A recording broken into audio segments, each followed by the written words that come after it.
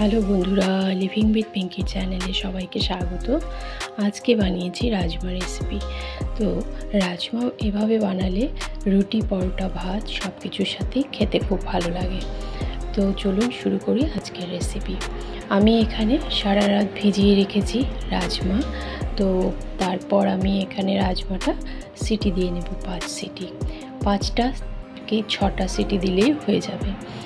তো একটা মশলা তৈরি করে নিয়েছি, পেঁয়াজ, রসুন, আদা, কাঁচা লঙ্কা বেটে নিয়ে।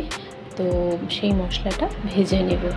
জিরে, ধনে গুঁড়ো আর হলুদ আর কাশ্মীরি লাল মির্চ পাউডার দিয়ে সুন্দর করে মশলাটা কষিয়ে নেবে। গেলে তো আমি এখানে দিয়ে দেব কেটে রাখা আলু টুকরো করে কেটে রেখেছি, সেটা মশলার মধ্যেই দিয়ে কষে নেব।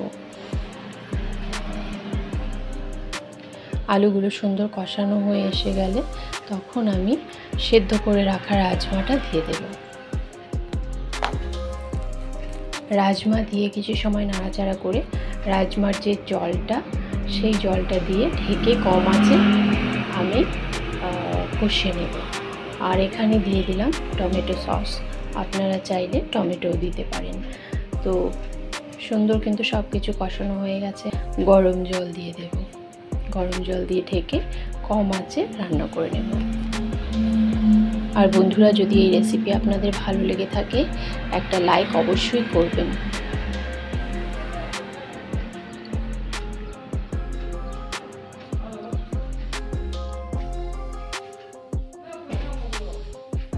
কিছু সময় ঢেকে নিয়েছিলাম।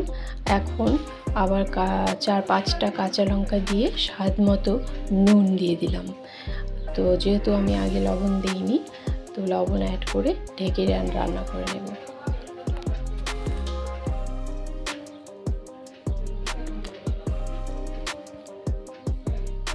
রান্না কিন্তু মোটামুটি হয়ে এসেছে, আলুও সেদ্ধ হয়ে গেছে। এখন আমি এতে স্বাদ মতো, স্বাদটা ব্যালেন্স করার জন্য অল্প চিনি দিয়ে দিলাম। আর দিয়ে দেবো গরম মশলা গুঁড়ো আর ঘি, আধা চামচ ঘি দিয়ে দিয়েছি। তো এখন আমি নামিয়ে নেব। রাজমা রেসিপি রেডি হয়ে গেছে। আর নামিয়ে আমি উপর দিয়ে ধনেপাতা দিয়ে পরিবেশন করে নেব। তো বন্ধুরা, যদি ভালো লেগে থাকে অবশ্যই কমেন্টে আপনারা জানাবেন। আর কী ধরনের রেসিপি আপনারা দেখতে চান সেটাও জানালে আমি খুব ভালো লাগবে আমার। তো বন্ধুরা, অবশ্যই লাইক কমেন্ট করে শেয়ার করবেন আর চ্যানেলটি সাবস্ক্রাইব করতে কিন্তু ভুলবেন না।